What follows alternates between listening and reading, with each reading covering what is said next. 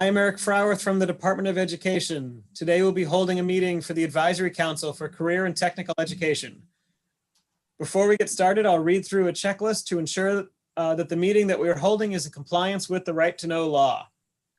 As Chair of the Advisory Council, I find that due to the state of emergency declared by the governor as a result of the COVID-19 pandemic, and in accordance with the Governor's Emergency Order Number 12, pursuant to Executive Order 2020-04 and its extensions, this public body is authorized to meet electronically. Please note there is no physical location to observe and listen contemporaneously to this meeting, which is authorized pursuant to the Governor's Emergency Order. In accordance with the emergency order, I am confirming that 1, we are providing public access to the meeting by telephone, with additional access possible by video and other electronic means. We are utilizing Zoom for this electronic meeting. All members of the committee and selective legislative staff have the ability to communicate contemporaneously in this meeting through this platform. And the public has access to contemporaneously watch and/or listen to the meeting on Zoom or YouTube and via phone by following the directions and links provided on the General Court website. 2, we have provided public notice of the necessary information for accessing this meeting in the Senate calendar. 3, we are providing a mechanism for the public to alert the public body during the meeting if there are any problems with access. If anyone has a problem, please email remotesenate@ledge.state.nh.us or call 603-271-3043. 4, in the event the public is unable to access the meeting, will be adjourned and rescheduled. 5, please note that all votes taken during this meeting shall be done by roll call vote. 6, finally, let's start the meeting by taking a roll call attendance. When each member states their presence, please also state where they are and if anyone else is in the room with you during the meeting, which is required under the right to know law. Well, I will start. I'm Eric Frowerth. I'm at home in Manchester, and no one is in the room with me except one of my dogs. Rep Ladd, you are first in my box list. Thank you very much to everybody. Good morning. Rick Ladd, alone in Haverhill, New Hampshire, with one dog. Thank you. Val. Good morning, everyone. Val Zanchuk is alone in his office in Jaffrey, New Hampshire. Thank you. Bruce. And good morning, Bruce Farr, Principal, Lakes Region Technology Center, here by myself in the office. I may be stepping in and out this morning. We're running a little issues with COVID staffing this morning, but good to see you. Al. Yes, good morning. Al Smith, the Director of Hugh Gowan Center here in Littleton. I'm in my office alone. Thank you. Rep Doherty. Good morning, everybody. Dave Doherty. I'm alone in my home in Pembroke. My wife may be in and out of the picture in the kitchen, but other than that, I'm alone. Thank you. Roxy. Roxy Severance, Whitefield, New Hampshire. I'm in my home office alone. Thank you. Vaso. Vaso Partnuri. I'm the director of the Milford Applied Technology Center, and I'm alone in my office. Thank you. Senator Waters. Hi, good morning. I'm Senator Waters in Dover, alone in this room. Thank you. Beth. Good morning. I'm Beth Doran from CCSNH, driving in my car alone, hands-free to Laconia. Thank you. Mike. Who else is on? Pete. Good morning. This is Pete McNamara, the New Hampshire Auto Dealers Association. I'm at home, alone in my room, and at some point we'll be jumping into a car, but we'll be alone there as well. Thank you. Thank you. And we also have some guests who are on with us as well. Karen is an ex officio member. Good morning. I'm from NISCA, representing secondary schools, and I am in my home office at the moment, though will be headed into school and a bit in and out during the process. Okay, thank you. Diane. Diane Lewis, ed consultant for the Bureau of Career Development. I'm at home and with some dogs, and my boyfriend's going to be in and out. Thank you. Jeff. Good morning, everybody. Jeff Beard, Ed Consultant from the New Hampshire Department of Education Bureau of Career Development. I'm at home in Amesbury, Massachusetts, and I am alone. Thank you. Nicole. Good morning, everyone. I'm Nicole Highmark. I am at home in Amherst, New Hampshire, in my office alone, and I am the director of the New Hampshire Alliance for College and Career Readiness, which is housed with Reaching Higher New Hampshire, and the executive director for the New Hampshire CTE Association. Great. Thank you and welcome all. As Pete, who has been our ongoing note taker, is driving, we are not going to ask him to take notes. So I would ask if there's someone else who would be so kind as to be our note taker today.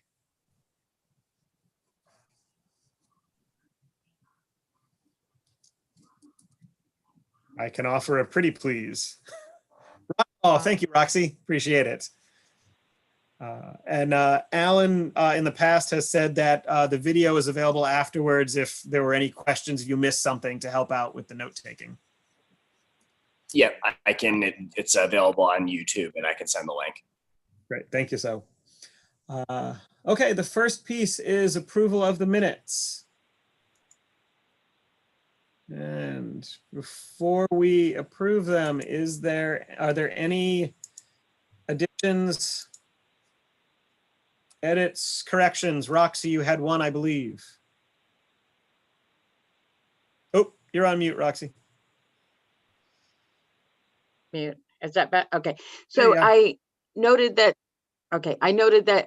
the piece I spoke about, the Department of Labor grant that is being worked on by Dartmouth Hitchcock, was not mentioned.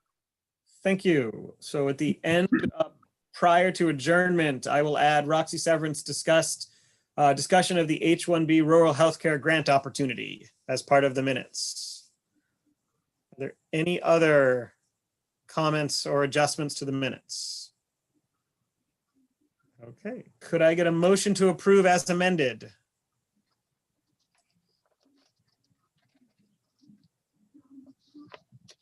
Vaso, thank you, Vaso. Is there a second? Seconded. Okay. Okay, we will now go through the roll call to approve. Rep Ladd. I was not at that meeting, so I will abstain. Okay, thank you. Val. Yes. Bruce. Yes. Roxy.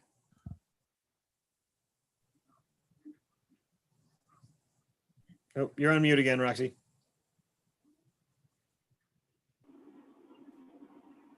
Oh, I think we lost Roxy. Okay. Definitely, yes.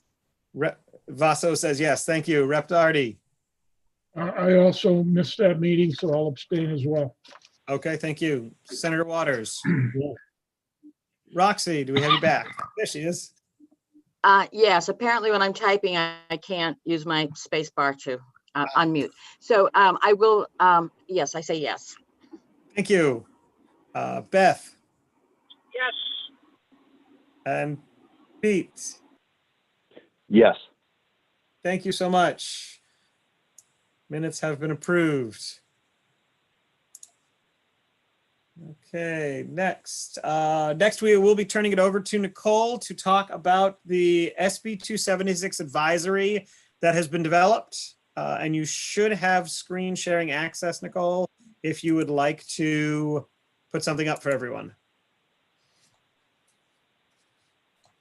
Okay. Good morning, everyone. Again, my name's Nicole Highmark, and I am with NICTA, as well as the New Hampshire Alliance on College and Career Readiness. I'm thrilled to be here today to speak on Senate Bill 276, which is the Drive to 65 Act. And specifically, I just want to offer some insights on the bill, as the New Hampshire Alliance on College and Career Readiness has done some policy analysis on it over the summer, and also offer an overture of support to this advisory council and Senator Khan and the legislature, and also school districts as they move forward with implementation efforts. So in your packet, I believe that Eric sent out was included a technical advisory that the Alliance pushed out over the summer. I believe it was mid-August we pushed it out. Our primary audience at that time was school districts, because school districts were raising questions and honestly hungry for some advice on Senate Bill 276, and largely from a simple point of view of what does it mean, what do we need to do, and what are the long-term implications. So I'd urge you to take a peek at that document when you have time. It's available on our website as well, and it's really intended to be a first step in providing technical assistance to a range of stakeholders on Senate Bill 276. And Senator Khan was the sponsoring legislator on this bill. I thought it might be best to just begin with a little bit of background. I don't like to presume or assume everybody brings the same level of knowledge or awareness to the table. And I'm going to try to keep this brief because I do realize we're tight on time and have a full agenda, especially with the work that Eric's bringing to your attention later in the agenda, which will relate directly to this.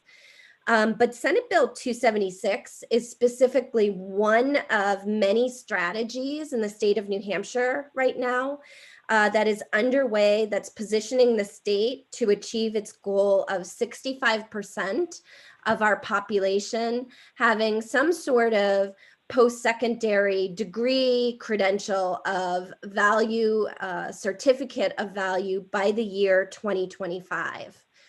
And currently, that workforce development goal, 65 by 25, sits with the New Hampshire Charitable Foundation and a small work group that a representative of the population, that they've engaged in continuing this workforce development goal. At present, that goal is going through a rebranding process because it was uncovered really last year that the phraseology 65 by 25 really didn't resonate or stick, have glue that resonated strongly with people, both lay people, policymakers, schools, businesses, etc. So that work is continuing and is being led by the New Hampshire Charitable Foundation. But SB 276 specifically is the K-12 strategy at present for achieving this workforce development goal. And SB 276 focuses largely at the high school level, and I think many of us argue should drop down and should have great roots at the middle school level as well. And specifically what it tries to do is its overall purpose or its overall policy purpose is to strengthen school to career pathways here in New Hampshire, to community colleges, universities, pathways to credentials, both within a high school experience and beyond, include significant increases in work-based learning opportunities for our middle school and high school populations. There are other multi-sector strategies underway that reach into the post-secondary and adult ed levels, but because this group is focused largely on K-12, I'm not going to jump into those other multi-sector strategies at this time. I should also share that a group of us has been outreaching and delivering this presentation to different groups in the K-12 space. Most recently, we presented this to at the New Hampshire Conference for Directors of School Counseling, because they play such an integral role in thinking about a career pathways system for students and what those different pathways are. And something that we highlight when we do that outreach, particularly to school-based people, is that there's a statement of purpose in this particular piece of legislation, which we don't always see. Many of us are familiar with that, but when we look at implementation at the school level, folks don't interact with legislations and laws at the degree that we do. And we feel it's really important to highlight this statement of purpose because it offers critical insights and messaging really to our school districts. And that is that career development really begins in the K-12 space and continues through post-secondary opportunities and well into employment. So there's this idea of a continuum.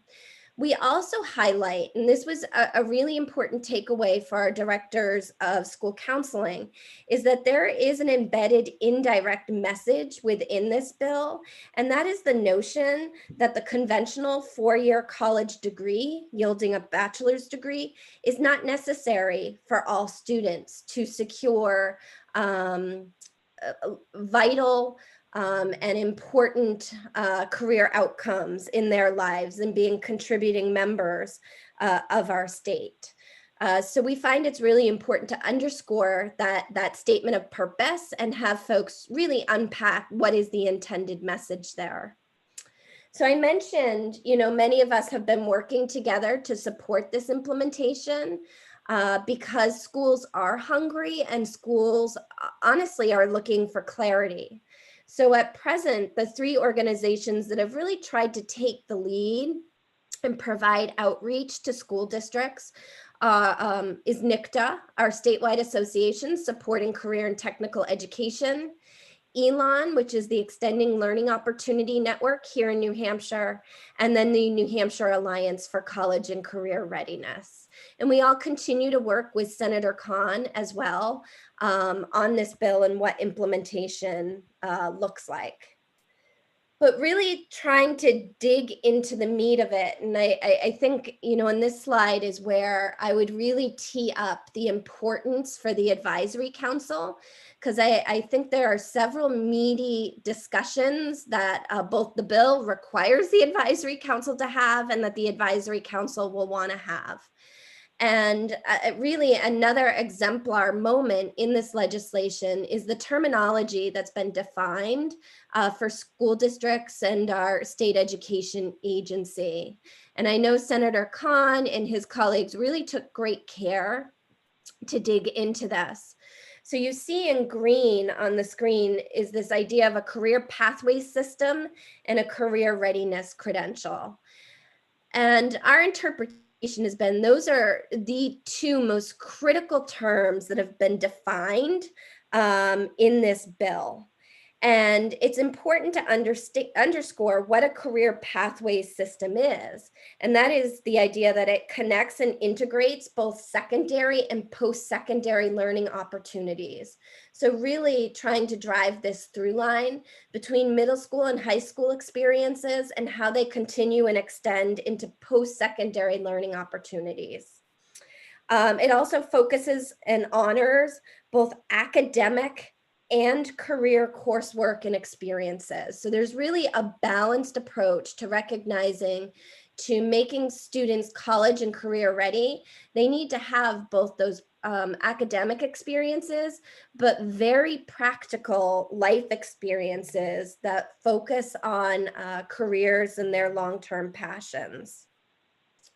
The third item in this system is that it is supported by strong models of advising and counseling. And I think this might be one of the biggest lifts for our school districts moving forward, because we are impacting the system and we are highlighting that conventional four-year degree is not necessary for all students, or really for that matter, all careers. And that's going to require quite a bit of professional learning and dialogue in our schools to really re-explore what the advising and counseling systems look like for students in supporting their decision-making along a career pathway system. And then lastly, there's a really strong equity lens on this, because the bill throughout the bill and now law emphasizes how access to these opportunities need to be expanded and need to grow. We need to see universal access to career pathway systems for all students, regardless of zip code. And then the second term that I really want to identify, and again, I stress that we do this when we work with schools as well, is this notion of a career readiness credential. And there was quite a bit of debate about this term, because there are ample career readiness credentials that exist. But what was it that New Hampshire was really trying to put a pin in? And career readiness credential in this bill has been defined with a great deal of respect towards our local communities. And that is that it is an assortment of learning experiences available to students. So it's not trying to pre-select credentials that already exist that we can pull off the shelf. It's really encouraging students and schools to look at the learning experiences they offer students and to begin to put them together in a sequence, in an authentic sequence that equally honors students' passions and where they want to go. And these experiences can be combined to create unique truly unique pathways by the individual. But at the same time, it also can be a statewide system that recognizes that a student at minimum has met some sort of national or state metrics for career readiness. So there are really two options that should be available to all students when we think about and talk about a career readiness credential. And then I really need to tee up one of the things that I think the bill just does a splendid job of is really mapping out the responsibilities. And the bill makes a very deliberate effort to itemize the responsibilities that fall with school districts, the responsibilities that fall with the Advisory Council for CTE, and the responsibilities that fall with the dual and concurrent enrollment system. So the bill is very explicit about this, and we've even tried to simplify it, quite honestly, for stakeholders, so they know what is in their range of influence and development. So for school districts, actually starting this year, they need to assess career interests of all incoming freshmen and advise them on those career interests. They also need to be amid the process of creating and communicating local pathways to career-ready credentials, and they need to monitor and communicate student progress towards these credentials. Now, those 2 points alone are really significant, and there are silent steps in between the two that school districts are going to have to consider in implementation. And then lastly, they have this reporting requirement where they're supposed to report certain numbers to the DOE annually. Some of these numbers are already collected. Some of them are not collected as of yet. And some of the collection efforts need to be fine-tuned, and that would be, a real concrete recommendation we would make. But where I want to really zoom in on are the responsibilities of the Advisory Council. And I think you just saw the responsibilities of school districts. It's also necessary to highlight that there's probably a non-linear process to implementation. So there should be parallel paths to implementation for both school districts, the Advisory Council, and the dual and concurrent enrollment system.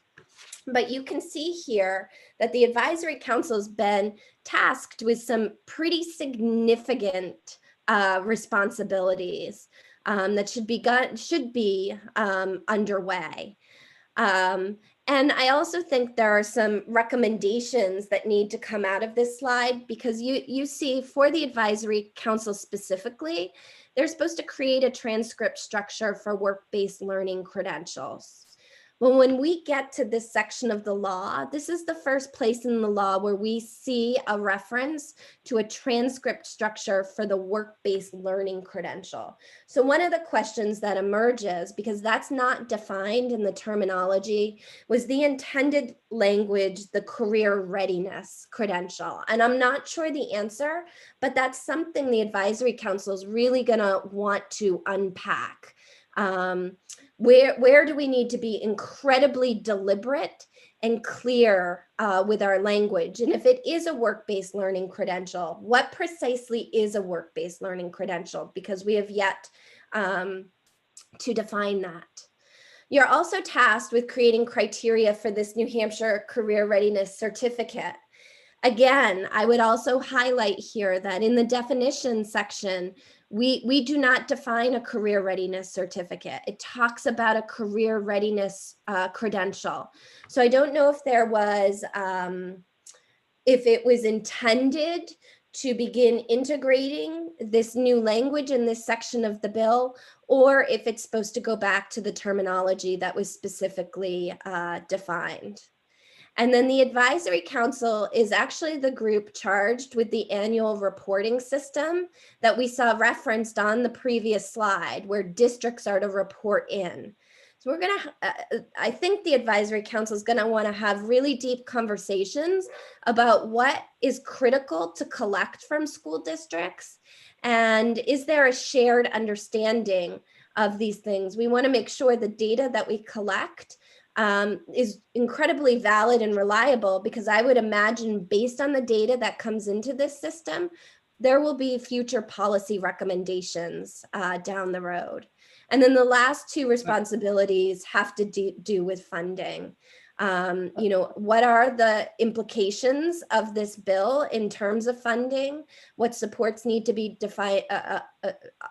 given to districts? And then what do funding requests look like? Nicole, can you go back for 1 second? I just want to make sure something is very clear. Those first 3 bullet points that you mentioned, the creating the transcript structure, the criteria for the readiness credential, and the annual reporting system, based on the wording of the law and what you wrote right at the top, it's the progress of the DOE on doing these things. This advisory board is not tasked with doing these things. The DOE is actually tasked with doing these things. So I didn't want everybody on this committee to think that we had missed out on something we were supposed to be doing. We are intended to serve as an advisory capacity to the DOE in creating these things, but it is ultimately supposed to be the responsibility of the DOE for doing these. Yeah, and if I may, I just want to second that was quite clear in the development of this with Senator Khan, because and in the hearings that were held on it, I made quite clear that that was the intent, as you just described it. All right, thank you. So I just wanted, for a point of clarification, please go on. You know, that's a great clarifier and an important one at that. And then there are dual and concurrent enrollment program responsibilities. I'm not going to read through each of these individually. These largely roll back to previous legislation that has been passed that supports our dual and concurrent enrollment system here in New Hampshire, both in terms of funding opportunities for students and also expanding those opportunities for students. And I can share on this call, the Alliance has been one of the data points the Alliance has been tracking carefully over the last few years is the growth both in enrollment and completion of our high school population in dual and concurrent enrollment opportunities. And we have seen significant growth in enrollment in these opportunities for students. So, and really, because I do want to be very sensitive to time, I'm going to end with just sort of recommendations for how different entities should move forward, but specifically highlighting those responsibilities of the DOE and the advisory council as the advisory mechanism. And that is, you know, simply fulfilling our responsibilities and having conversations about those data systems, you know, who should be at the table as a part of those conversations, informing precisely what is collected, how it's collected. And I would also say, what is possible in terms of data collection, because we do face a lot of obstacles in this state in truly what we can collect, and the Alliance has had a lot of lessons learned in that space. And then just sort of the transparency of that. And definitions are always really important. I did speak and highlight the definitions at the top of this briefing, and also where we dug into the responsibilities of the advisory council. And I know Eric and I have had conversations about really meticulously inspecting that terminology, and making sure, the terminology that's in the bill, that we define what needs to be defined. Because I would say there's a great deal of just lack of clarity on some of this terminology. And I'd say probably the perfect example, and one that Eric and I have talked about, is with work-based learning. I think at present, the state has maybe 5 or 6 different definitions for work-based learning. And I know that's a huge priority for Eric this year as he moves forward. Something that I do think needs to be handled with sensitivity, as I highlighted, this bill did take effect this September. And while it did take effect, our world has been turned upside down with the pandemic. And I think we all know the stress that our school districts and business and industry alike are under with this pandemic. So the DOE and the Advisory Council may really want to dig in and think about implementation, and maybe there's a tiered implementation approach, because school districts right now are honestly in survival mode, and the circumstances for them change from day to day. And then when it comes to data collection, I would emphasize really thinking about grain size and purpose. What is the information we're collecting? Why? What is the grain size of that data, and what are we going to do with it? And then lastly, and again, this is something Eric and I have spoken about, is looking at a way to complete an inventory and ensure alignment with Senate Bill 276, because it's such a pivotal piece of legislation and such a game changer for schools and our students in terms of opportunities and experiences, but ensure that there is alignment and consistency with other state and federal legislation. And that includes rulemaking coming out of the DOE, probably Department of Labor, and then also federal regulations such as Perkins and ESSA. We're going to want to be really careful in those spaces. And I think doing that alignment and that inventory will clear up a lot of the lack of clarity that exists for folks. So I'm going to stop there. I hope I stayed within my 15 minutes, Eric, because I know you have a full agenda. You're good. Thank you, Nicole. Just open up the opportunity if anybody had any specific questions for you. But as Nicole mentioned, we are going to talk a little bit more about this as we get further into our agenda this morning with the RSA reworking. If I may, Eric, make a comment. I wanted to thank Nicole. This has just been immensely helpful. And what we received from Eric, the breakdown of the language of the bill and the comments on it, I found just immensely helpful, as was the presentation this morning. It suggests to me 2 things. First, that we probably should start to have time in our ongoing meetings with DOE staff about how this is going to be worked through, and developed all the things that Nicole mentioned. And then as that process goes on, that we look to anything that in fact may need statutory clarification. I'm not really sure anything will, but if it turns out there is something that, since I do plan to introduce the bill on 188 revisions, that would be a good vehicle for any changes that we might need to make to the language of 276 to make sure that there's enough clarification or direction for DOE and the schools to move forward. But thanks again, Nicole, that was just great. Thank you for having me, and I'm happy to help in any way. Anyone else have any other questions for Nicole before we move on? Eric, just quickly, I know, Nicole, you mentioned you had reached out to Council Association. But principal association, superintendents, That's on our list. I've had sort of informal conversations with superintendents, school boards, school principals, and also the New Hampshire Coalition for Business and Education. So I would imagine that these presentations will be going before those bodies, and actually the group of us that designed this presentation, which was the ELO Network, NICTA, and the Alliance, we're looking to do a recording of this so that we can also post it on our websites and social media channels so that people can watch it, you know, at their leisure in all their free time as well. great, thank you.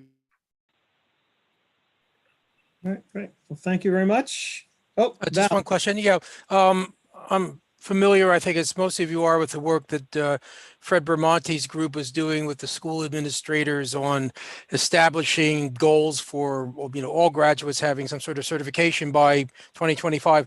How are these things aligned, and are we working together on that, or is there any conflict between the goals of what you've just described and that group's goals? I am working very closely with Fred. Fred and I probably meet every 2 weeks on precisely this to coordinate, and then we'll be reporting that back to New Hampshire Coalition for Business and Education. Okay, thank you. Yep. Thank you. And I do, just want to recognize that Rob Millay was able to join us. Morning, Rob. Good morning. I was actually here at the beginning. I was just on the wrong side of the meeting. So I was here for that vote. And if you need my recorded vote for the minutes, I would vote in favor of approving them. Great. Thank you so much. Okay. Thank you, Nicole. Gives us a lot more to think about as we go through this next list. So I would, because of the timing with legislation, at Senator Waters' suggestion, I did kind of go through everything we had talked about briefly at the last meeting, and the changes to 188 that, as I went through the legislation, just I said some of them were strictly things hadn't been changed in years, that we needed to make sure the law all actually matched with itself. There were a couple of 9th grade or 10th grade, 11th grade pieces that were missed out on, and a place where we still referred to vocational education, and then other tweaks. So I did send that out, and I think this would just be the opportunity. I think the first thing we can do is go through all the points that I put, just see if there's any feedback, questions, or comments. And then if you had an opportunity to look at the legislation, is there anything else in 188 that you feel we might want to look at changing? I don't know if everybody is able to call it up, or if you'd prefer I can share my screen, so put it up so we're all looking at it at the same time. I actually read through it and felt that the additions were very appropriate and very timely, and that career technical education centers throughout the state will benefit from these changes. So thank you, Eric, for taking the lead on that. Thank you. Eric, I would say we've shared this with the other tech directors. I want to thank you for the work you've done on that. A lot of it seems to be housekeeping that was long overdue. So it's nice to see us getting those things cleaned up. Okay. And Eric, if I may comment, Sure. If I'm next up. Please. So thanks for bringing all this together, the housekeeping, and also the things that we've discussed in the previous meetings that would be helpful changes. And I did have one question. Does this include the language that we lost when the bills didn't get through? Yes. So I just wanted to make sure that's down. Toward the end, right? Yep, it's on page.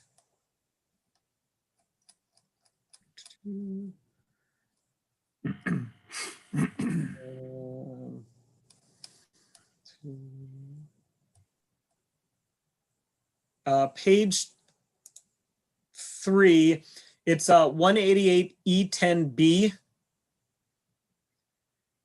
And I actually copied this directly. This was the legislation that was submitted and was vetoed under that bill. So this is what would potentially add Karen or someone else from her organization as a permanent member of this group.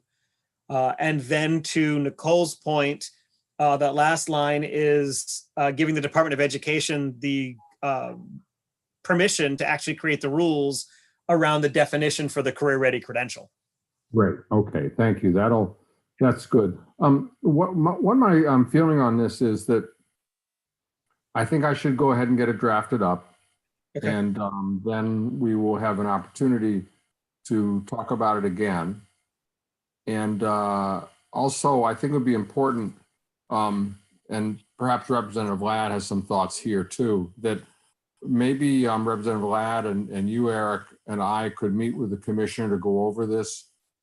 There's some obvious budget implications about the transportation. We've gone through that a lot. I know the pressure of the education budget is under due to the governor's request, wisely to take care on budget prep this time.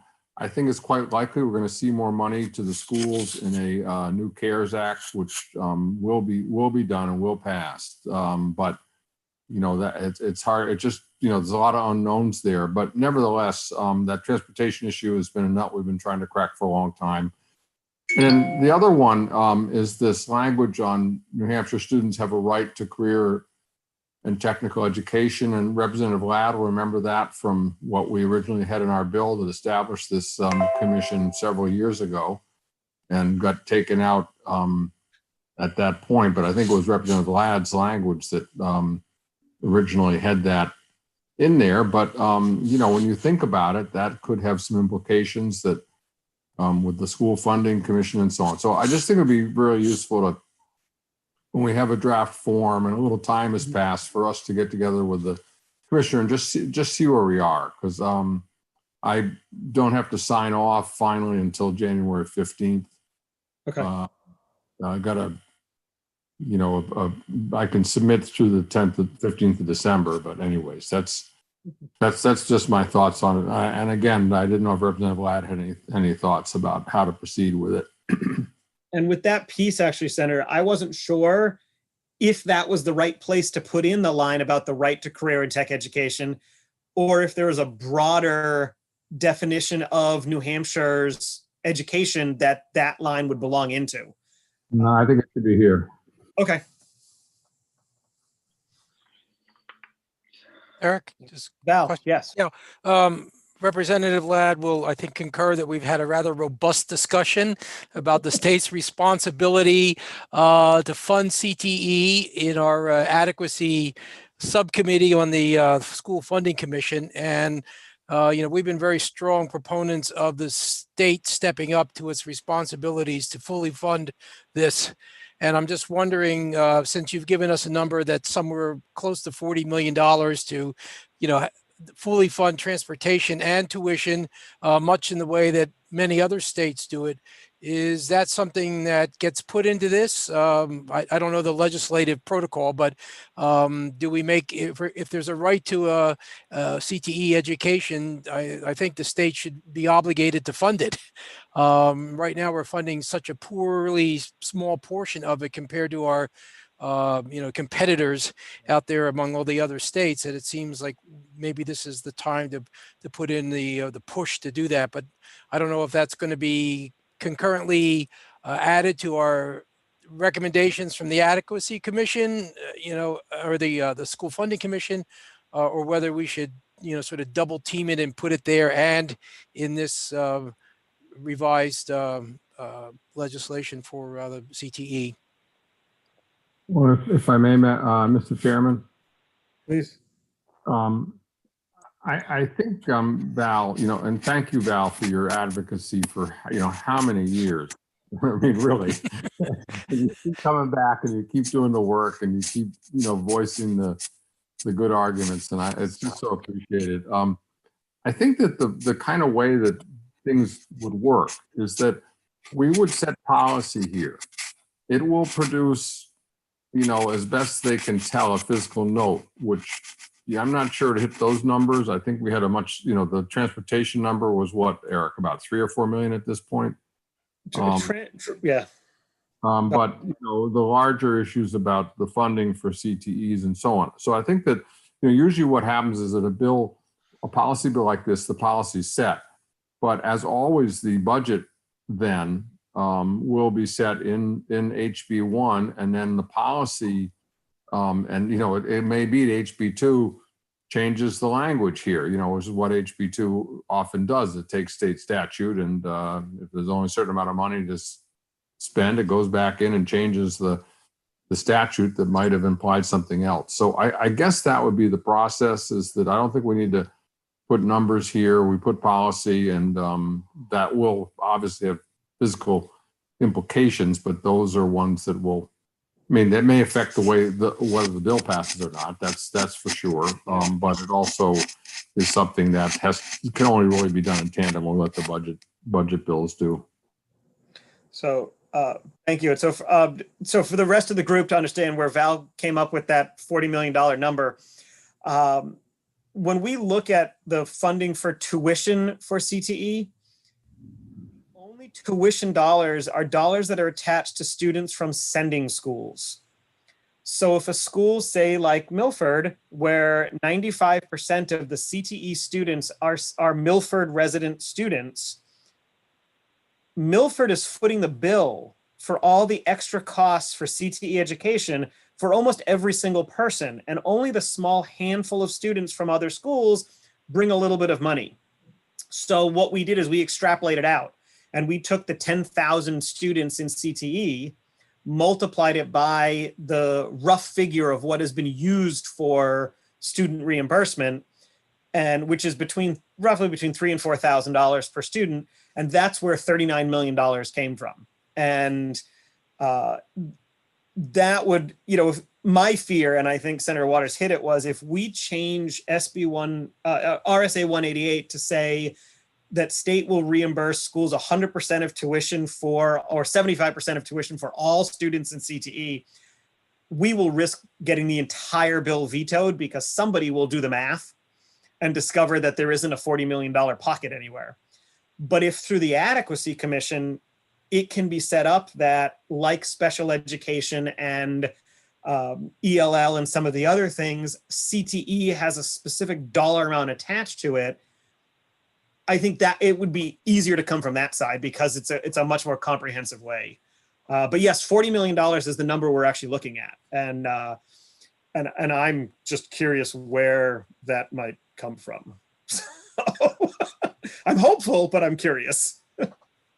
So, Eric, on this, the big question is, are we going to keep the funding of a CTE program center that of categorical granting, or are we going to flow it into the adequacy formula? Now, Val and I have submitted, numerous conversations regarding, we have within an adequate education various indicators that indicate that we are providing an adequate education. 3 of those indicators involve career technical engineering or programming, and reflect directly upon what this advisory committee is tasked to do and what CTEs are tasked to do. So there's good evidence saying that it should be part of adequacy, but there is a reality factor here too, is that, and I see Dave going up and down like that, there's definitely a reality when it comes to the dollars, and no matter how we do it, there's going to be a phase-in period. We're not going to be able to take a big chunk and say, well, here's 39 or 30 some odd $million and say, there it is. It's a pocket we got to explore and determine where it's coming from. So, and I was looking at your suggested changes, policy changes for 188, Eric. And the second one down, I don't have that sheet. Oh yeah, I do have it in front of me right now, 188E3. It talks about grants available for centers for the purpose of the new facilities, renovating, expansion, or replacement. where we got to be talking, are we going to go with a categorical grant program, or are we going to really be supportive of pushing this into adequacy underneath a category like a differentiated aid? We have 3 separate categories there for differentiated aid right now in statute: ELL, special education, and free and reduced meals, disability, special education. Representative Ladd, this is the capital budget side. This Yeah. is the, so this is really like our ongoing program, that it really is a kind of cleaning up the language that it just said for, because we've gone through the cycle, it just, the language had said kind of construction of CTE centers, and we wanted to recognize that, you know, that in fact it's expansion or replacement, so that. Okay, see, I was responding pretty much on that, Dave, too. The $9 million or so, the $3 million which we use for transportation, that tuition money that Eric was speaking to, that if I'm living in Holderness and my kid goes to Plymouth, yeah, I pay for tuition, but all those kids sitting in Plymouth don't pay any tuition. There's no money that comes to them. But Plymouth is responsible for providing that center. C3 is on the construction program. That's all it is. Yeah. Yeah.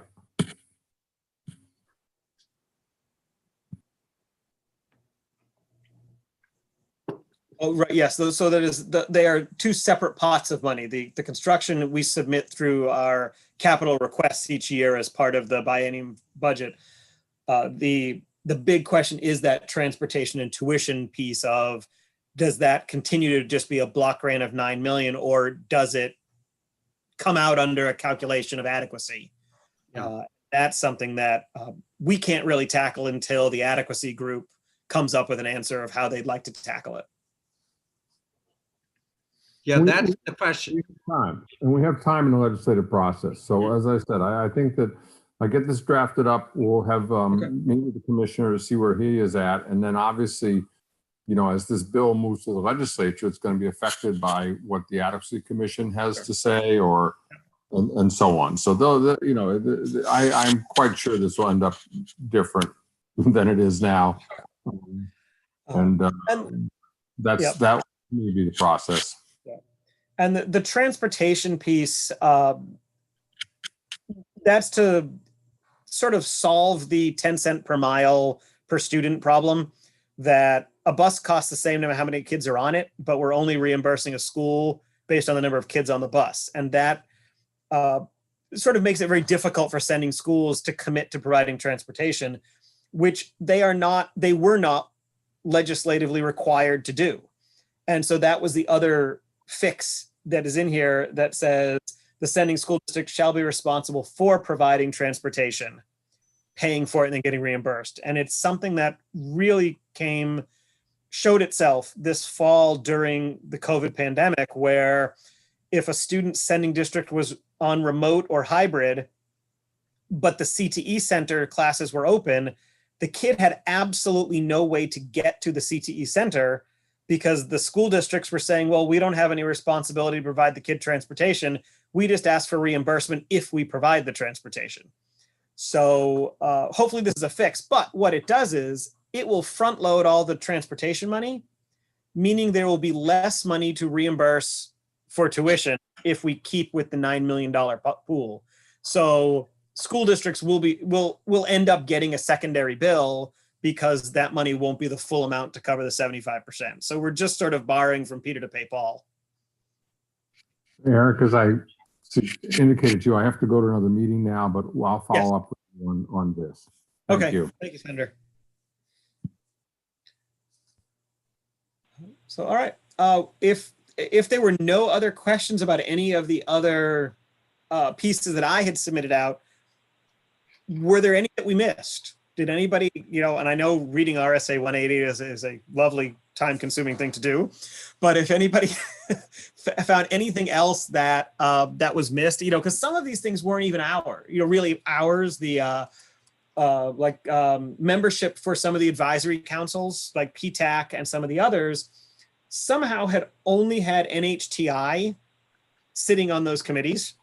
And I don't know if that's because this law was written when the college system was called NHTI, or not really sure. No, it was, and NHTI was the driving force at the time that the legislation came to be. So the president of NHTI at that time was convening the predecessor to PTAC. So that's why it was there. Okay. No problem. So I just figured for both PTAC and the Advanced Manufacturing Council, that should be somebody, recommended from the chancellor of the entire system, because both pre-engineering and advanced manufacturing happen at multiple colleges now. So that's why, although that wasn't really under the purview of what we do, it's in 188. So it was an opportunity to fix that. Eric, it's Beth. I have to admit that I did not have time to review this, so I will do that immediately. But and get right back to you if I see anything. But yeah, NHGI was never considered the community college system. But as Val mentioned back then, I think it was tied. NHGI was specifically tied to the Governor's Manufacturing Advisory Council. Gotcha. And PTAC as well. Yeah, and NHTI was a point for the summer programs for training the Project Lead the Way teachers. So it was the focal point of the community colleges system with regard to the high school engineering program at the time. Okay, no, that helps. Thank you. And then the other piece, and this is obviously almost 3 years old now, when the community college system changed to allow 10th graders to participate in dual enrollment. In 188E28, it was the school boards that they need to create these policies around dual enrollment, but that was never changed, that the school boards needed to allow 10th graders. So again, there was a lot of cleanup, that things just got missed along the way. So while you're talking about the dual concurrent enrollment under E26, we speak to it. I can remember when I wrote this bill that we had to compromise and say STEM courses, simply because we only had X number of dollars in the pot. And but the intent of this bill initially was to have it expand beyond the subjects of STEM or the areas of STEM to include other curricular courses such as communication skills, writing skills, etc. And I see within the proposed changes here that we're still going with the STEM related courses that are fundamental for success. I'd like to see that change so it reads, and other curricular courses, so that we now can get, the other side that, Steve Rothenberg's always asking for, it's communication skills. It's able to, address the issue and express that issue. So I think that there's a possible change needed there.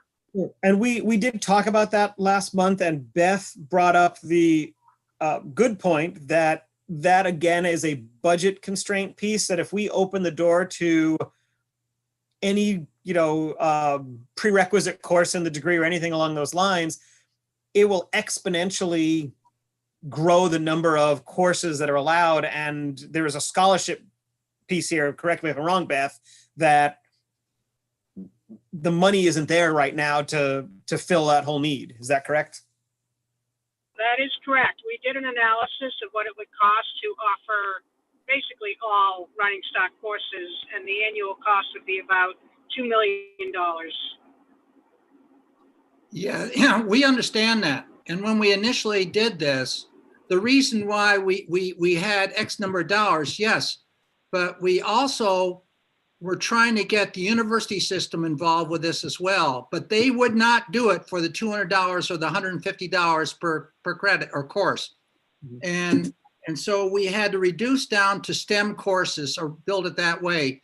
But the intent that we had was never to keep it at this forever, to really expand it to allow all courses that are relevant to this career pathway necessary for these kids to have. So the CTE Center can get that support as well, and so high schools can. So the excuse that it's going to cost now $2-3 million to me is not enough to say that we shouldn't try to go after extending, improving our policy and looking for those dollars somewhere to support.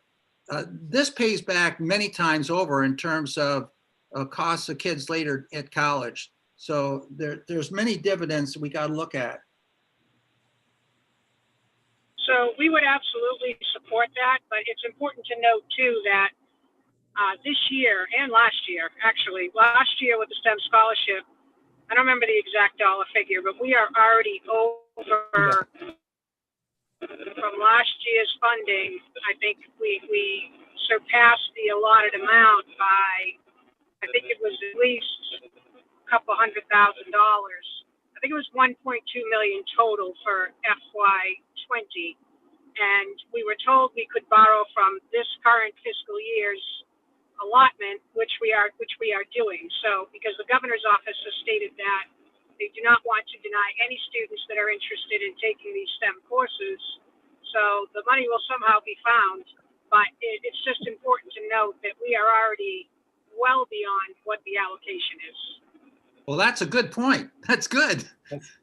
And yeah, I don't think I don't think you get Well, argument I mean, with and anybody that may about change expanding. this year.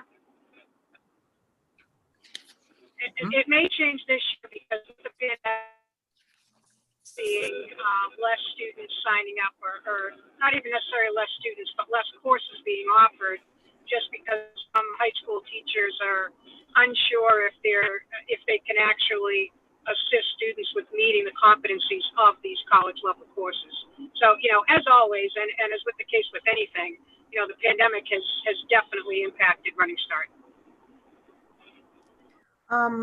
We should also think that this amount was approved when there were only 11th and 12th graders participating. Right. We have added the 10th graders, so another third of that amount, more or less, would make sense to add just for the STEM courses alone. No wonder they went over budget when you add the 10th graders into the mix.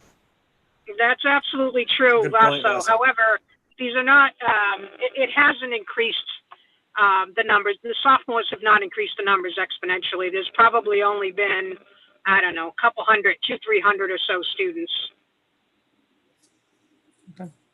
All right. No, Rep. Yeah. As we work with Senator Waters, if you'd like to expand the language, I don't think you would have complaints from any of the school districts or the CTE centers of providing additional college credit access for students. I think that's, we were erring on the fiscal conservative side of, we don't know where the money's going to come from.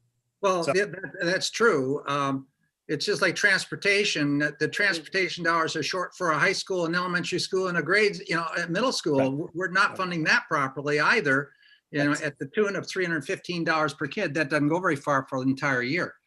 The other thing I'm concerned about is under 188E3, construction and renovation, career and technical centers. We have schools that are starting to get in to wanting to get a CTE program internal to their own high school. And it's very obvious that they're trying to implement programs that are not provided in the CTE center itself.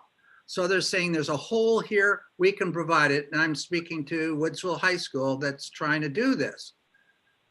So are those grants going to be available for establishing a new center, very similar to some of the high schools now that offer one program, like down in Jaffrey? I understand that they have in the high school itself one program, and it's a CTE center. Are we going to allow grant money to open up new CTE centers that may be only one program? And if we do this, is this going to start subtracting from our current CTE centers?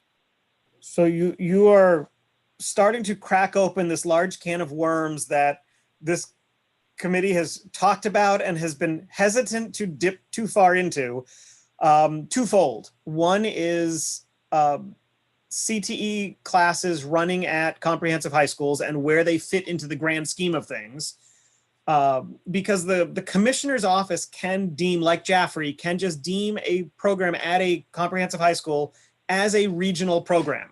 As a standalone, it's not at a center, it can be deemed as a regional program, and that allows for access to the transportation and tuition money.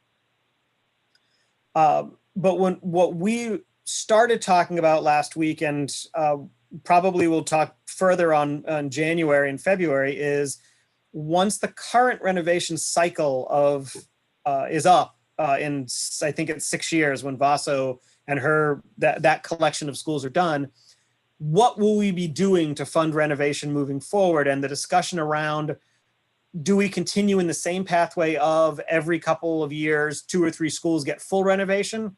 Or do we set aside a set amount of money and schools offering CTE programs across the state can apply for smaller grants to do renovation? In which case a school like Jaffrey could apply. They currently can't, they're not in the cycle. So it is a very large can of worms, and just trying to figure out, and Jeff and I have a lot of this conversation at the office around the difference between CTE big C and CTE little c.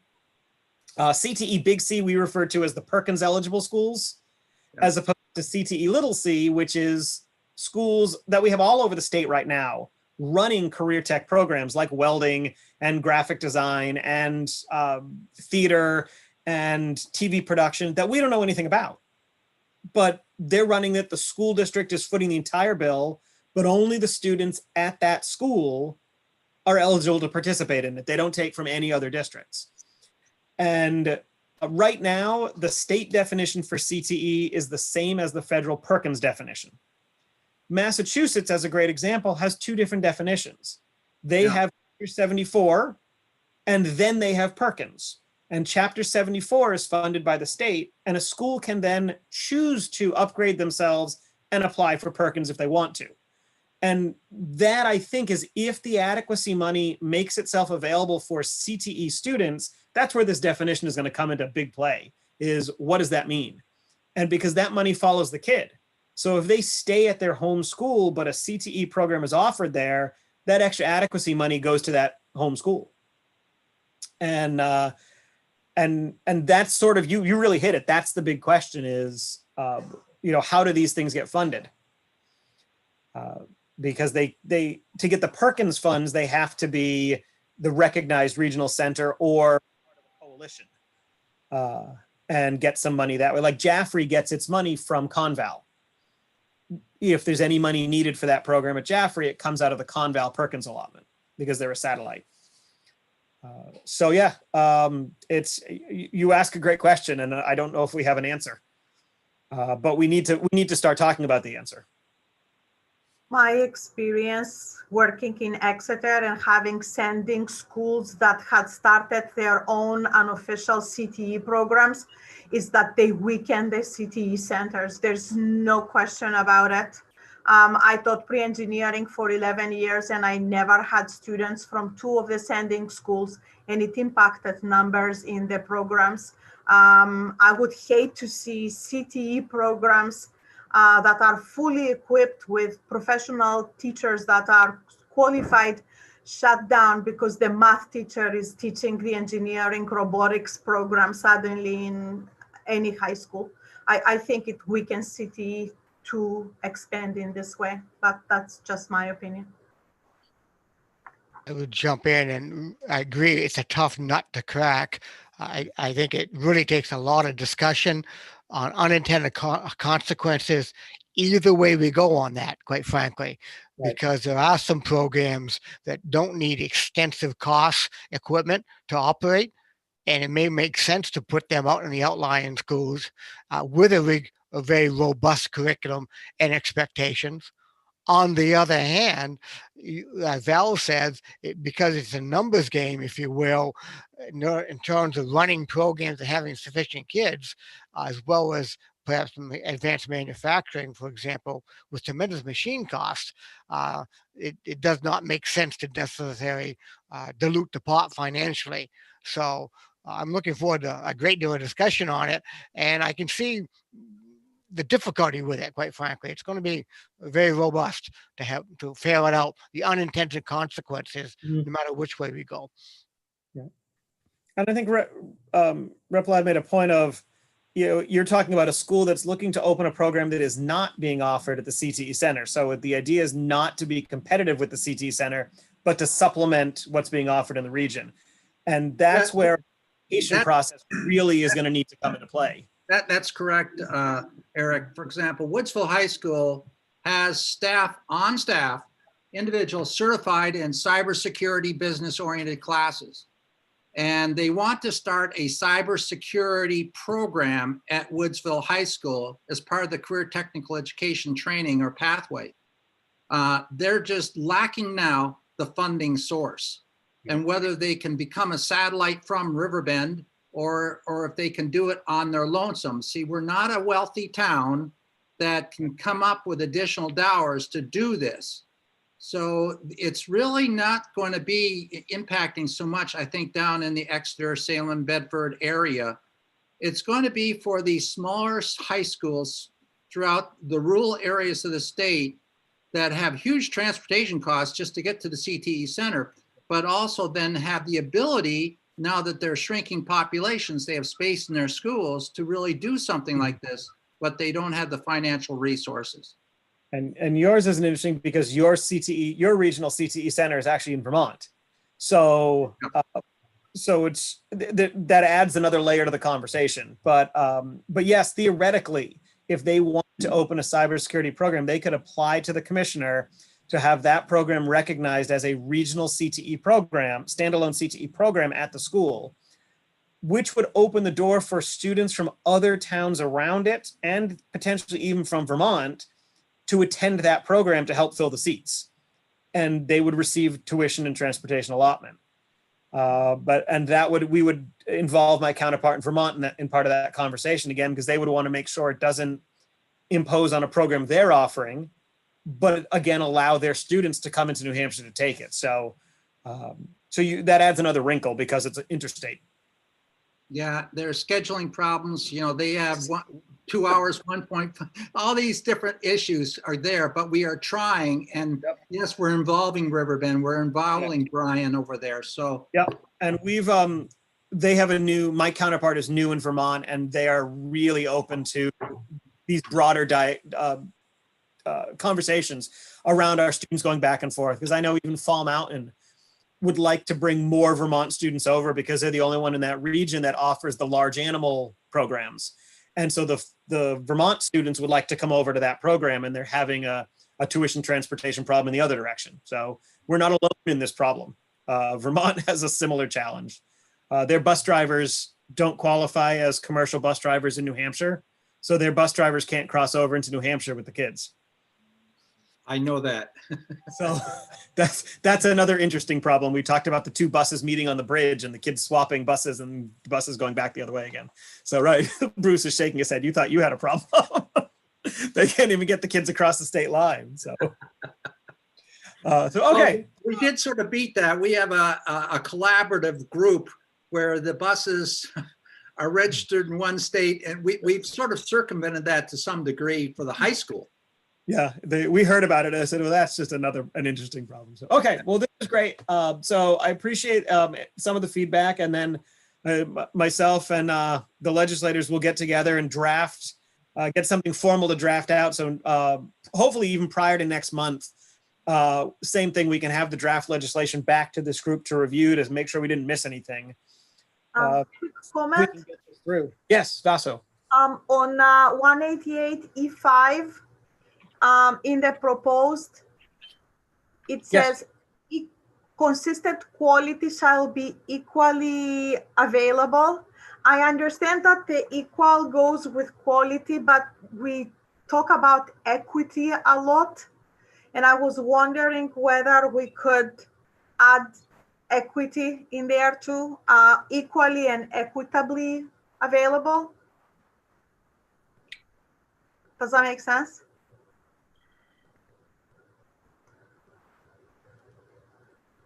Any other thoughts on that? I wonder if that opens an interesting definition. Okay. No, you're not wrong, Vaso. It's interesting because when I read it, my first question, and I'll ask all of you, and this is not a rhetorical question, is career and technical education currently equally available to students across the state? No. Say it isn't. I mean, honestly, that's part of the study that RMC is doing for us right now as to discuss access to CTE. So it is not, even currently, it is not equally available to all students. And I wonder if we add equally and equitably will drastically alter where, I don't know. But I could certainly talk to Senator Waters in addition when we're sitting down with this as to what that's going to do. Yeah, the concept of equity is certainly part of our discussion in the school funding commission. So it would probably mirror that recommendation if equity is also included. All right, I will note that. Please. And one more, I'm so sorry. No, please, that's what this is for.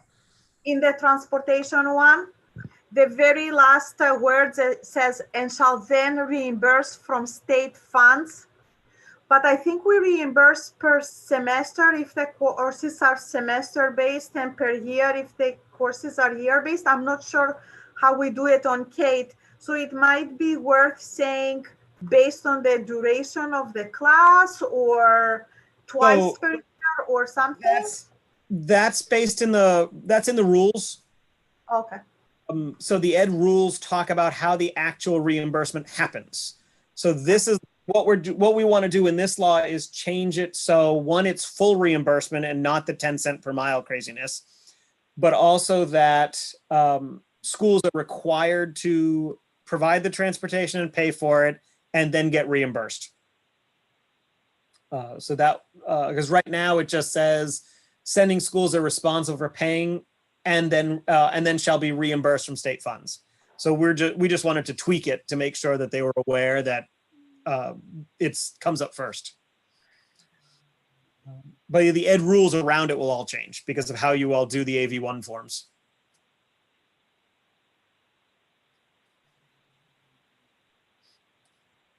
Okay.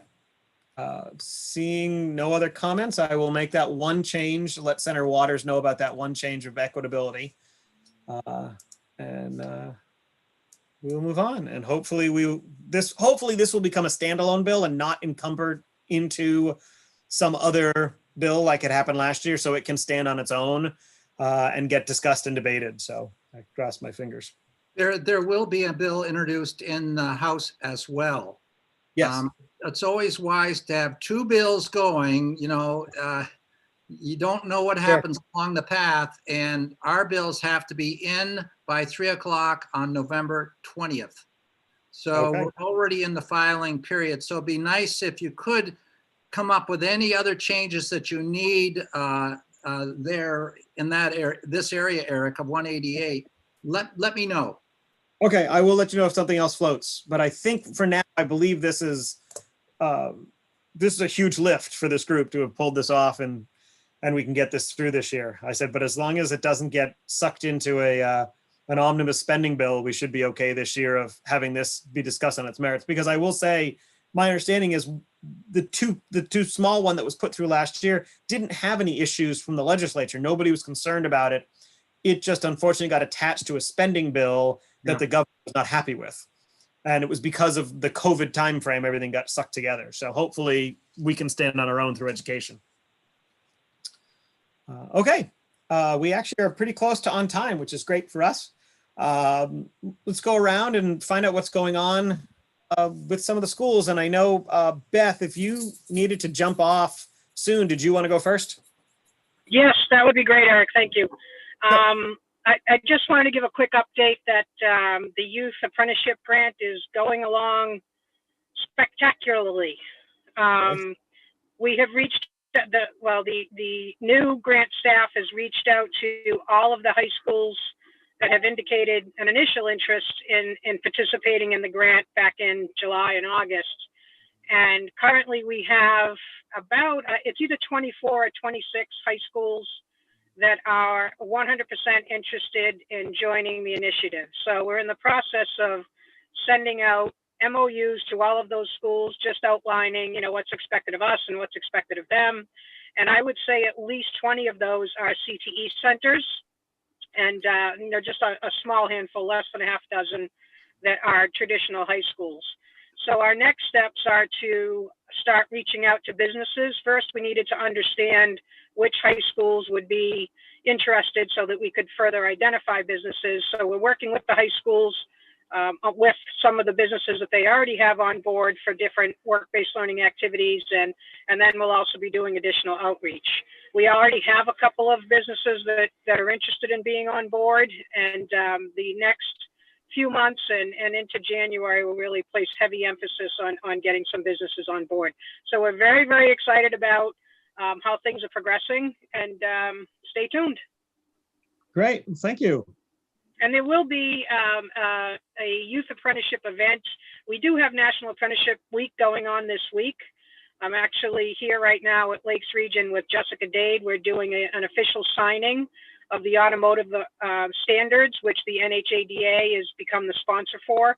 And what that means is that any automotive business that's interested in pursuing an apprenticeship doesn't have to go through all the paperwork and all of that that's required, because it's already been done with the NHADA. They basically need to sign an agreement with the NHADA that they want to do that apprenticeship, and they can move forward with it immediately. So we're doing the official signing standard in 5 minutes right now. And from there forward, we also have a number of different events going on this Thursday and Friday. If you haven't received any information on that, we'd be happy to send out to you the links to participate in either the Thursday or Friday events. But overall, we will be having a youth apprenticeship, sort of like a overview session. I think it's December 2nd, and I will get that email out to all of you to identify what links you can join. All of this will be done virtually. So stay tuned also for that December 2nd event, which will outline everything we're doing with the Youth Apprenticeship Grant. Great, thank you. Thank you. And I'm checking out, so thank you all, and we'll see you next month. Thanks, Beth. Bye-bye.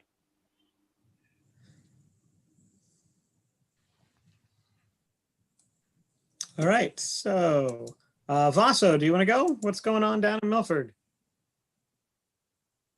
We're still hybrid. I say that smiling. I think we and many other school districts are having issues with finding long-term subs and things like that. I had a member of my staff quit, and I have a member of my staff at home, healthy, but on a 2-week quarantine for possible contact with a COVID positive case. And as you can imagine, construction is not one of those topics that lends itself well for online learning. So the students are here, but the teacher is at home. So I've been teaching construction for the last week. And in the same room where I teach also graphic design, we have no subs, and we are, I think not just for Milford, for all these districts, the biggest concern right now is what happens after Thanksgiving. We are looking at our at the community colleges and at UNH, and they don't go back after the Thanksgiving break. And I think that we are also going to, unfortunately, be in a place where we cannot sustain being open because we just don't have enough teachers who are not in quarantine. Cases are going up. So it's all COVID related for everyone, I guess, right now. At the same time, we had a teacher quit, and the response of the community was very wonderful. That we kind of very quickly found 3 people to patch that one program together. And I think that's would be a recommendation, for example, for CTEs, that finding a full-time teacher might be hard, but it might be easier to kind of patch things together. And of course, that comes with its own many problems, like training 2 people at the same time and onboarding 3 people at the same time. So it's been a very interesting morning today. Before 9 o'clock when I came here and sat down. Yeah, you are all laughing, but I'm crying inside. I've been crying for 3 weeks inside, very deep inside, I guess, but it's been interesting. So we have the normal, everyday challenges, but COVID has exaggerated the need for subs in this state and for the need to pay them better. Milford pays $75 a day. No one wants to be in a school being exposed to COVID for $75 a day, to be honest with you. We had to offer a lot more than that, and we were lucky to have our school board support on that. So interesting times for interesting solutions and interesting partnerships, I guess. That's it. All right. Well, thank you. Al, what's going on up north? Sure. Well, we've been very fortunate, I think, the last 3 weeks to a month. We've had very few people out. Thank goodness, because we absolutely same kind of situation, have no substitutes at all. I think we have for the high school and middle school, maybe 2 people right now. And so we're lacking substitutes. We're also lacking custodial staff. We had to contract services out to a private organization just because no one was applying, which obviously in a pandemic, you want your building to be clean. But fortunately, people have been healthy, and we've been really trying to meet everyone's needs. We're on a hybrid schedule. Other schools are not, so we are able to have our out-of-district students come here 4 days a week. And even with Littleton students, we're able to, if numbers allow, to keep socially distant. And students have transportation, they could come in 4 days a week. So things have been going very well. However, as a precautionary measure, our superintendent recommended to the school board, which they accepted, for Littleton School District to go into remote status from November 23rd until January 19th. So obviously this has caused a little bit of concern from our other district schools. So this all happened last week, so I'm in the process of trying to work with them and to make sure we deliver some sort of CTE programming to all of their students. So very concerning. So I understand the reasons why, but it's a huge, extended period of time that have people very concerned. All right, let us know as you get through that, if there's anything you need from our office to help you out, for sure. Thank you. We're still trying to get approval, because right now our LNA students are still allowed in long-term care facilities. That may change. Okay. As we all know, things change kind of rapidly during COVID. We're still trying to get permission for those students to be out. So maybe not great opportunity to get, a larger chunk of that work done. Okay. Bruce? I'd echo the comments I heard, a bit of a bipolar report, if you will. Nicole mentioned on her PowerPoint how active teachers, administration, schools are right now and struggling to deal with COVID. I would absolutely agree with that. People's plate are completely full. We also, at the present time at Kingswood and Lakes Region, we have 5 staff members out today, 1 positive, and the rest are all out because of the quarantine period, because they might have been exposed by various different kids, quite frankly. And we're functioning, and the challenge is going to get greater as we see the numbers spike across the state. So it is indeed, as Val said, normal challenges magnified with the COVID. That being said, I was pleased working with staff yesterday, Friday afternoon, and again, walking the program this morning before this meeting. Kids are getting educated. They're coming in. Teachers are adapting to this constantly changing landscape and amending lesson plans and activities to see what's doable as opposed to what we might ideally like to see. And I would say that I guess if I could use positively resigned to the landscape right now. And I'm pleased to see that. 2 or 3 weeks ago, last month, I reported we're a little better than we were then, not because the situation's better, but because we're adjusting to it and making the appropriate changes that we can make to be a little more effective. So I'm pleased to report that. I am watching this holiday break discussion actively going on across the state, and I can see that that's going to be very aggressively discussed in the next couple of weeks, and we'll see what it does for ramifications on that. All right, thanks. Rob, I don't know if you have anything from the superintendent's perspective. So I think everybody's struggling with substitutes to some level or another. I don't think that that's unique to any district in the state or around the country, to be quite honest with you. And that's something that we fight with and try to resolve on a day-to-day basis, whether it's in our CTE programs or any programs, including our nursing staff. It's pretty universal. Trying to find substitutes is not an easy task at this point in time. And we do offer a very competitive salary for that, at least for this part of the state anyway. And so I feel those pains that my colleagues have been expressing. I think that we are all enduring a very difficult period of time right now.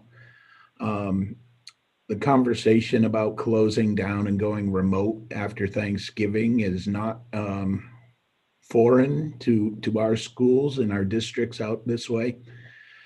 However, we've been trying to maintain as much on-site in person as we can. And we felt that if we said we were going to shut down from Thanksgiving till sometime in January, we really weren't convinced that we would be able to come back at that point in time. So we preferring to postpone that decision of going remote as long as we can.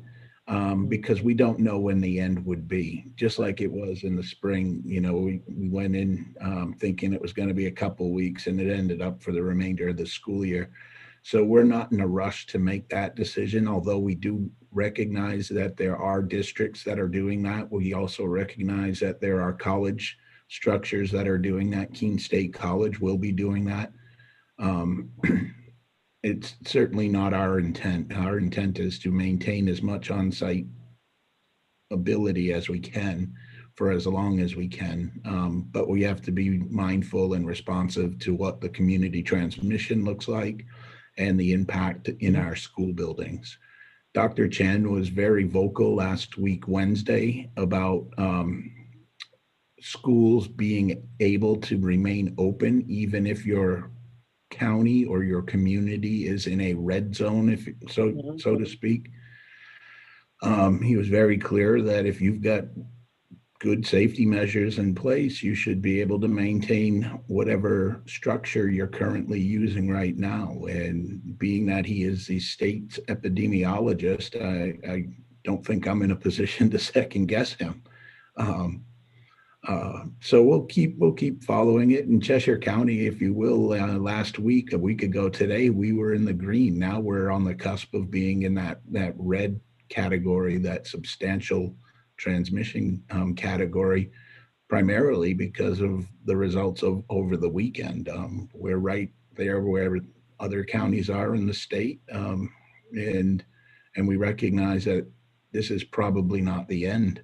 That it'll probably get a little bit worse. But if our state epidemiologist is saying, look, keep your measures in place, now's the time to double down, remind people that it's not just when they go to school, it's when they're out in the community, remind them that, keeping that distancing, wearing those face coverings and keeping yourself safe goes a long way with keeping your school and your school district safe as well. So that'll be a message that'll go out today to our community, and we'll take it day by day and follow along what's happening and make those decisions locally that we think are in the best interest of our students. So that's all I really. All right, thanks. And completely unrelated to COVID, we did have some dialogue with Sam about your horticulture situation. And if anything else comes and you need some more suggestions or ideas, let us know. Yeah. Maybe Vaso has some ideas how she got the community to help out to fill the need, but more than likely, I'm assuming you're going to be looking for a new horticulture teacher, and so to help for the time being. That's a little premature. But at least for the time being, you need somebody to fill that slot for the time being. So yeah. Facebook, 1 hour. Oh, all right. Thank you. And so for a different perspective, so I'm glad we have it, Karen, from the counseling side, if you are able to talk a little bit about, what you're kind of encountering and experiencing with the students. Sure. You might be a little bit echoey in here. It's new construction and we don't have a carpet down yet. I can give you the lens from our school right now. We don't have our monthly NISCA meeting until tomorrow night, so I'm not going to be able to speak specifically to across the state because things are changing so rapidly. However, we don't know where we are in SAU 24 going to be moving toward heading remote. So we have actually, as counselors, begun our first in detail tutorial with Google Classroom. We haven't used Google Classroom before, but we are now working to become proficient users of it. Second quarter at our high school is typically the quarter where we do our career assessment. And because now we're working toward compliance for 276, we're trying to make sure we don't want to move it from second quarter into further in the year. So we're doing a rollout for the month of November, and that will go through second quarter for we can counsel the kids along that process as well. So Google Classroom is a plan B if we have to go remote, but otherwise quarter two is all things freshmen in the counseling center. So we're excited about that. It's a learning curve for us with the Google Classroom, trained as counselors, but sort of becoming the teachery place. So it's more computer time, a little bit dense, but still excited to be meeting with the students one-on-one. I would add that when I listen to Nicole, I do think it is heartening to hear her reference that the career work is K through 12 work. And as we're looking to, comply with 276, we're able to lean on and build and celebrate the work of all the counselors' work that they've done with the kids leading up to us. So we couldn't do what we do and what we're expected to do if they weren't doing the work that they've sort of already done with the younger kiddos. And I think I would echo Nicole's, I think it was a bit of a plea or an encouragement to maybe consider a tiered implementation approach to the reporting out of what you guys are going to be asking for. Simply because I do think that this legislation has the opportunity to really kind of level the playing field and equal the work that we're doing school to school, and for you guys to get some real meaningful data to then see how we can kind of give and take and best meet the kids in the state of New Hampshire. But I do echo the comments that are being made in terms of how challenging things are right now. And so whoever it was that said that we're in survival mode, we really are in survival mode, and we want to give the kids the best that we have and then report to you the best that we have. But perhaps a tiered approach for reporting out might give us the most accurate information to get there. So I just echo that. But otherwise, we're moving forward and enjoying the kids. All right. Well, thank you. So now we've got a little bit of time. I didn't know if we've got 4 industries represented. I didn't know if any of you just wanted to feed in as to anything going on, either CTE related with our students or your interactions with our students in this time going on. But I'll open it up for the 4 of you. Sure. This is Pete McNamara with the Auto Dealers Association. We've been continuing remotely to meet with students through Zoom. Jessica Dade is our full-time workforce coordinator and head of our education foundation. So she's been doing a lot of her fall presentations that normally she'd do in person, doing them by Zoom. The enrollment numbers look very strong.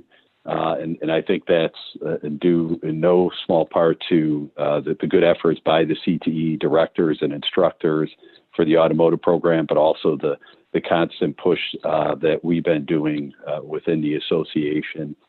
And then we're still growing our scholarship program. We've given away another $100,000 between $85,000 of our own money and then about $15,000 of some other groups' money that they've asked us to pick the scholarship winners for students going off to community college. And just, I guess, a comment on the future of CTE funding. It is, we're definitely wide open and interested in hearing about, rather than the once every 20 or 30 years getting the money, we're definitely open to getting it on a more regular basis for the CTE schools. But definitely concern comes up when you look at opening smaller CTE programs at schools and how they compete and affects the schools that already have similar programming, especially with the capital investment that it takes to have an auto tech program. So, but definitely looking forward to the discussion on that. So that's it from the auto world. Thanks. Thank you. Anyone else? Mike snuck in.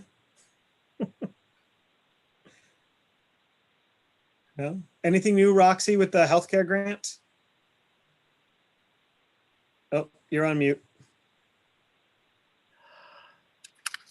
There you go. There. So I met with folks from the community college system and talking with them about the grant they got for apprenticeship.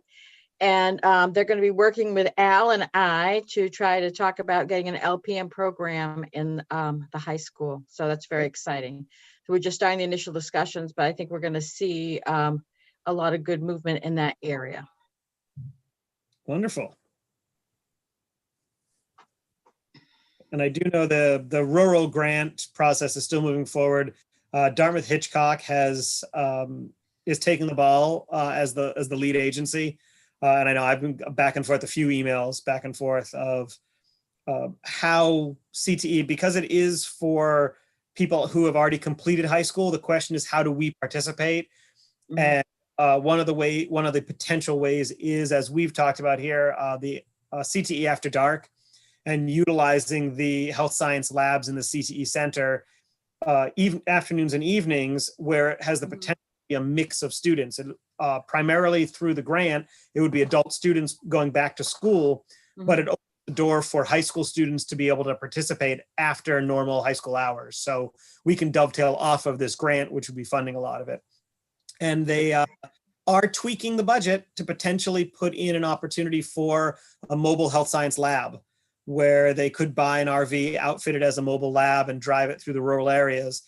But this also opens the door for CTE centers that don't have space to add a health science lab but would like to do it. This could be a template for expanding health science in that fashion as well, in a much more cost-effective way. So we'll see where that lands. Great.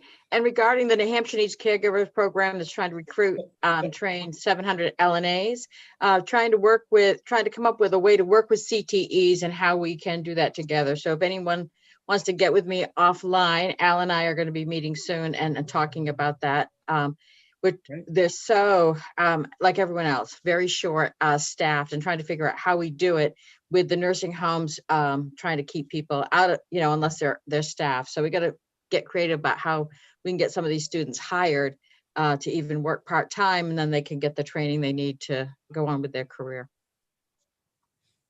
All right, thank you. And Val or Mike, anything from your industry sides? Manufacturing still seems to be going pretty strong. I haven't heard of any shutdowns. We're doing daily disinfecting, and 3 times a month we're doing company-wide surveillance testing. So, we manage to keep ourselves going. I haven't heard from anyone about issues of shutdown in manufacturing. So, yeah, we've been open since the beginning, and that seems to be working pretty well. Certainly, from an economic standpoint, I would say in general, manufacturing is probably down about 1/3. So we're seeing layoffs here and there as, companies adjust to that with no real end in sight to the slowdown. So, I mean, we're seeing it here. We had a layoff of a couple of people and then, in a 20 some person operation, that's almost 10%. But, we see our backlog looking pretty good in the spring, but from June through December, it's looking, down 35%. So we just have customers that aren't active right now. So the ramifications of COVID, seem to be reasonably stable. It's not the same customer every time that's down, but about a third of them are sort of out of the game right now at this point. All right, thanks. And I'm sure Mike can attest similarly on the hospitality culinary side of the up and down wave that's going on. Nope. If you're there, Mike, you're on mute. Oh, guess he's not there. Oh, there he is. Hey guys, sorry, I just stepped out of the room. I didn't catch what you were talking about. That's all right. We were just doing the roundtable of the impact of what's going on and how it's relating to your relationship with CT. And I know with the hotels and restaurants, staffing challenging going up and down is a big impact. Yeah, staffing is the number one issue right now outside of all the COVID restrictions and additional costs of operating and everything else. So staffing is a huge problem. But, prior to COVID, I think the one thing we had going for us, we had businesses were willing to dedicate time, effort, resources to connecting with CTE, supporting CTE students and those kinds of things. Unfortunately, right now, these guys are legitimately working their businesses. They're washing dishes. They're doing all the things that they have to keep their business alive. And so I would suspect that our level of engagement with the CTE is probably has already dropped off and probably remain dropped off for the foreseeable future, unfortunately. So, again, we continue to try to act as that conduit and, bridge, but it's certainly going to create challenges as we move through, the rest of the school year. All right. Well, thank you. Anybody else have anything else? I don't know legislatively with the change in leadership that's going to be happening in January. What, if anything, that's going to mean, not necessarily for members of this committee, but just education or CTE in general. And we don't know. We really have no idea what it's going to bring when we have a change in leadership. So. Well, I can speak a little bit to that. And I think I mentioned at the beginning of this, Eric, when we were just chatting before we started, I truly believe that the issue of support to CTE centers is not a political issue from the standpoint of Dem versus Republican or whatever. I think both sides agree that this aspect of education is absolutely necessary and willing to support it. So I don't see that as a really an issue. I think we all be on board of changing policy that reflects where we need to go and what we need to have. And the funding, there's the crux of everything. But I do believe even if it comes down to funding, CTE programs, as the community college has received in the past, will be, strongly supported. Good to hear. Thank you. Oh, I did hear one other thing this morning in the news, which might be positive because we've been talking so much about COVID here, that Pfizer's shot for COVID, they finished the trial period today and it's 90% effective. Wow. Good news. Yeah. Great. Yeah, the stock market's up 5% on that news. Probably listening to Pfizer. That's right. Yeah. All right. Well, thank you. Any last minute other? If not, I will take a motion to adjourn. Thank you, Eric, and I move to adjourn. Thank you. And it's Val, was that a second? It sounded like. Yep. Thank you. Okay, we'll just go around quickly. Rep Ladd, Yes. Rep Darty, Yes. thank you. Al, Yes. Roxy, Yes. Mike, Yes. Basso, Yes. Bruce. Nice information today. Good to see you, and I vote yes. Thank you. You too. Val, Yes. Rob, Yes. and Petey still on the line. Yes, I am. And it's a yes. Thank you. We are officially adjourned. Thank you all for a great meeting, and enjoy your Thanksgiving holiday, however you manage to celebrate it. We'll see you in December. Thank you. Bye. Thank you, Well, Eric. Everyone take care. Thanks for all the help, Alan, as usual. No problem, guys.